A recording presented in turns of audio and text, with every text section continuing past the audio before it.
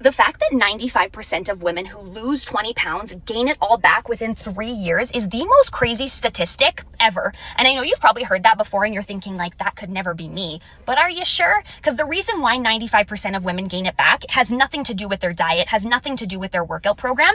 It is that they never actually changed who they were while they were changing their body. And your identity is always going to win eventually. Always. One workout is not going to change your life. Like, I genuinely believe that. One workout, one good meal, none of that actually matters. But 2 workouts, 4, 7, that starts a new story. Like, your brain actually starts going, hold on, wait, maybe I'm actually someone who can do this. That is the whole game, collecting evidence for yourself. And once you get really good at collecting that evidence, you can win the game. Like, for example, I wanted to be a more disciplined person. I didn't just wake up one morning and all of a sudden I was like super disciplined. It doesn't work like that, right? What I had to do was start making decisions based off of the person I was trying to become or deciding to become. Before I felt like her, before I looked like her, before anything actually changed. And every single time I was presented with a decision, I quite literally needed to ask myself, what would a disciplined person do in this moment?